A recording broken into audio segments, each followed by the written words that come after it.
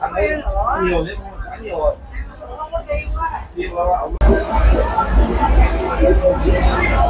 Evet, burası da kaldığım hostelin yemek yediğimiz kısmı. Güzel, küçük bir yer. Burada da atıştırmalıklar var. Şimdi bir de Ho Chi Minh'i gecesini görelim, akşamını görelim. Biraz ışıl ışıl seyredelim. Hem de size Ho Chi Minh'den bahsetmek istiyorum. Arkadaşlar Ho Chi Minh aslında bir lider. Ho Chi Minh Vietnam'ın bağımsızlığında en önemli isimlerden bir tanesi. Kendisi tam bir devrimci, aynı zamanda bizim gibi de bir gezgin. Türkiye'yi de gezmiş. Çok gönüllü bir adam. Daha önce dünyayı gezmiş, balıkçılık yapmış, fırınlarda çalışmış, farklı şeyler yapmış. Sonra tabii ki sosyalizmden etkileniyor, Lenin'den etkileniyor. Tabii ki burada da kimler var? Fransızlar var. Ho Chi Minh'in ülkesini sömürmek istiyor. Ho Chi Minh de diyor ki ben bu oyunu bozarım. Sonra örgütleniyor. Bu zulme karşı, bu sömürüye karşı baş kaldırıyor. Vietnam'da ülkelerini savunan gerillalar yer altında müthiş bir tünelleri inşa ediyor. O tünellerin içerisinde hastaneleri inşa ediyor.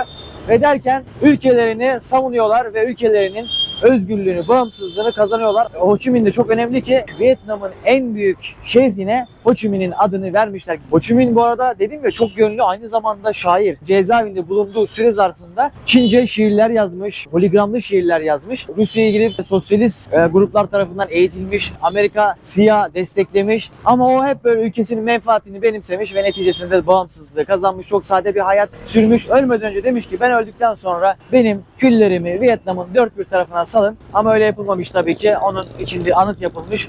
Şu anda Ho Chi Minh'e gelirseniz Ho Chi Minh'in en çok ziyaret edilen yerlerinden bir tanesi de Ho Chi Minh'in anıtı. Bugün yani tam böyle buranın gece hayatını, Wall Street dedikleri eğlence merkezlerinin olduğu, sokak lezzetlerinin olduğu bir yere doğru gidiyorum. Kaldığım hostele çok yakın bir yer ama karnım da çok aç.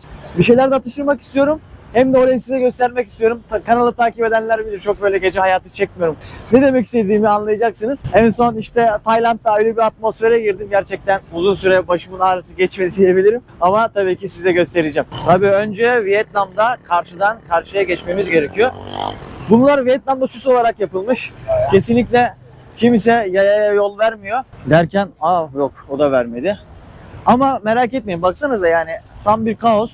Kimse sallamıyor trafiği falan. Bunun sebebi bu konunun üzerine çok kafa yormuyorlar. Kafaları rahat. Motosiklet popülasyondaki farklılığı görebiliyorsunuzdur. Normal araçlardan 10 kat daha fazla motosiklet var arkadaşlar. Böyle olunca da tabii ki trafik alıyor başını gidiyor. Bir de şöyle bir şey var. Abi çok kornaya basıyorlar. Gün içerisinde var ya o kadar çok kornaya basıyorlar ki dıt aşağı dıt yukarı. Gerçekten böyle tatlı bir Hindistan havası veriyor insana. Bunun sebebi de aslında hani ben geliyorum, dikkat et, yolda durma, aman araba çarpmasın. O yüzden de pasa kornaya basıyorlar. Kimseye yayayı sallamıyor. O yüzden yolunuz buraya düşerse kesinlikle kendi tedbirinizi kendiniz alın. Burada berberlerimiz var.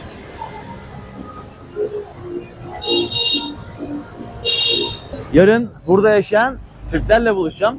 Yani kesinlikle şimdi onlarla konuşmam biraz daha iyi olur. Çünkü adamlar sonuçta burada yaşıyor ve burayı biliyorlar.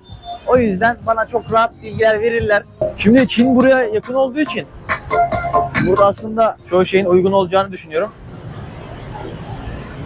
Hadi bakalım şimdi çık, işin içinden çıkabilirsen. Bu bölümü de 3 canla devam ettirmek istiyorum. Umarım Vietnam halkı da benimle hemfikirdir. Hiç sallamıyor baksana.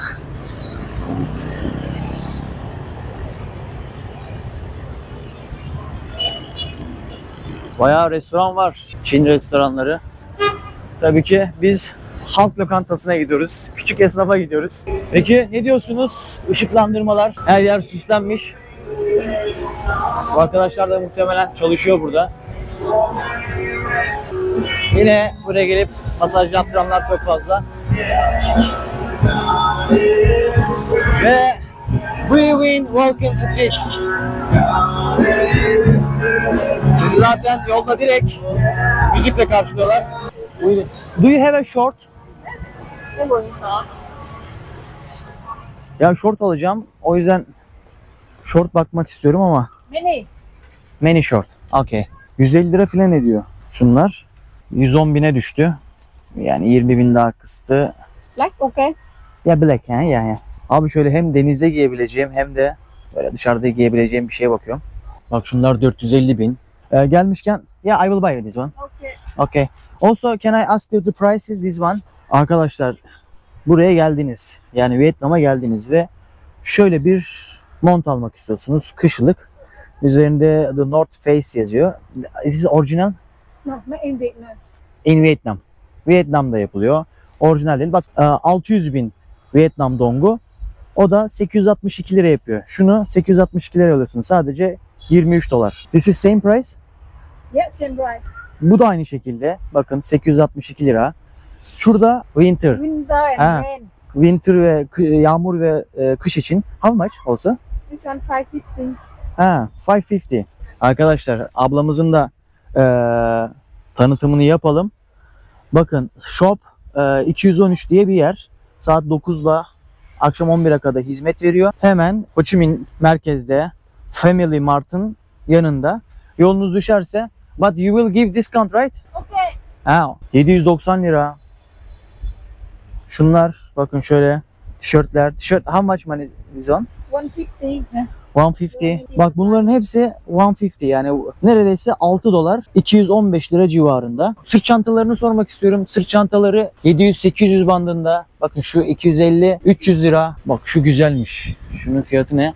600. 862 lira. Jack Wolfskin'ler yani bayağı bir uygun arkadaşlar fiyatlar. Şunlar 287 lira. Ne düşünüyorsunuz fiyatlar hakkında? Beklediğiniz gibi mi? Uygun mu? Yoksa hala size pahalı mı geliyor? Neredeyse uzun süredir Türkiye'de değilim. Türkiye'de fiyatlar uçmuş gitmiştir muhtemelen. Özellikle şu tarz montlar bilmiyorum ne kadardır ama herhalde bir 10-15 bin lirası vardır. Tabii ki sapla samanı da ayırmak gerekiyor. Kalite farkı olabilir. Evet yolu buradan veriyor. Bakalım Melih bugün nerede gaspa uğrayacak?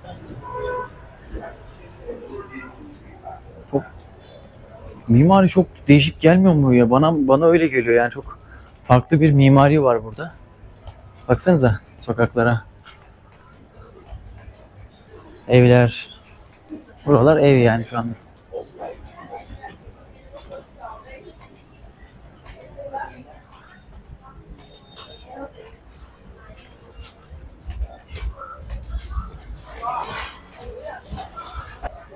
Hello.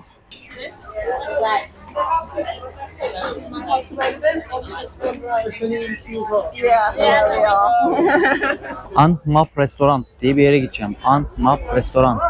Thôi rồi quan nữa mà. Ăn đấy nhiều thế không? Quá nhiều rồi. Đi vào ông mất. Pazarlık çetin. Excuse me. An Map Restaurant. An Map Restaurant.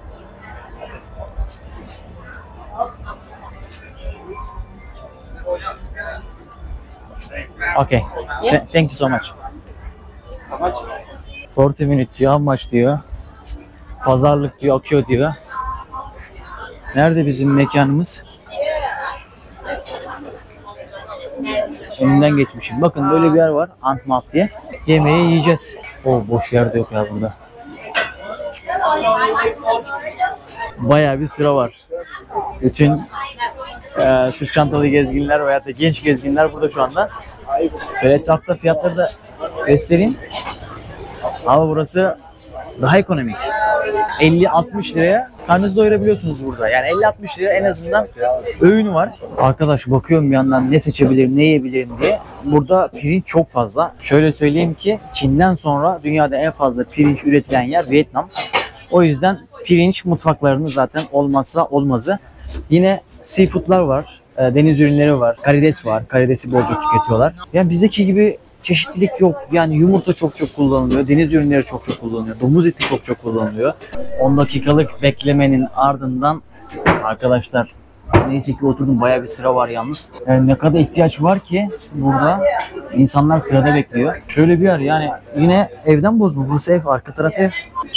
Düşünsene adam evinin iki tarafını bu şekilde açmış ve bayağı da iş yapıyor yani, öyle söyleyeyim. Ben hemen size sipariş edeceğim şeyi göstereyim. Bakın şurada etli makarna var.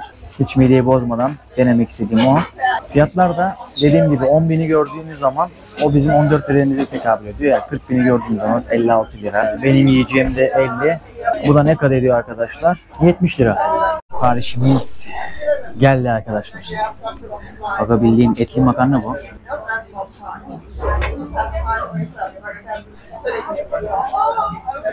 Umarım yine gelir. Bazen zorlanıyorum yemek yorumu yapmakta. Yaşamak için yiyorum şu anda. Evet. Makarnamızı da yedikten sonra tekrar yola çıkabiliriz.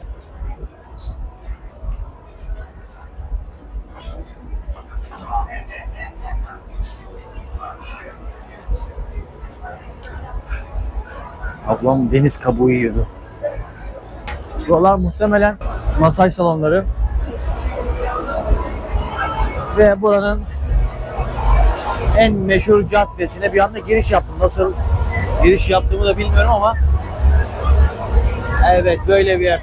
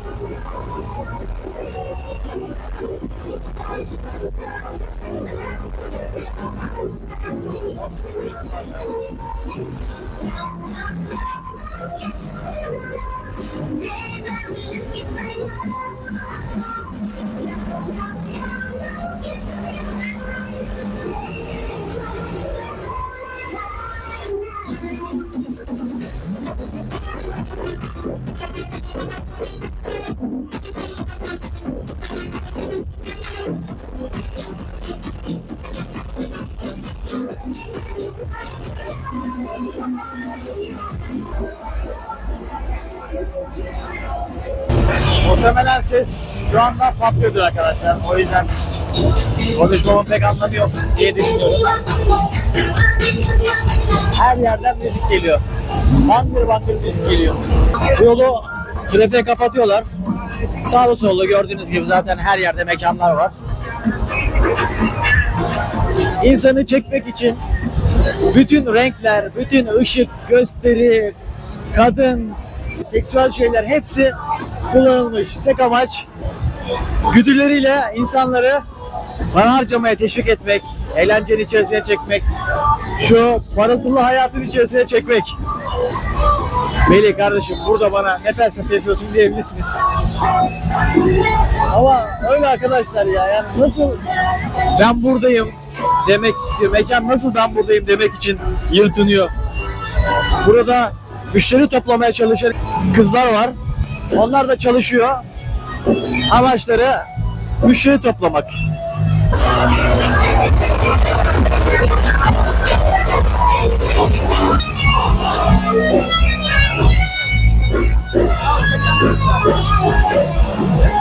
Ah, okay. Okay, sorry, I didn't understand. Okay, I will buy. Tamam. Yeah. Arkadaşlar, arkadaş duymuyormuş. Şöyle bir dondurma alacağım.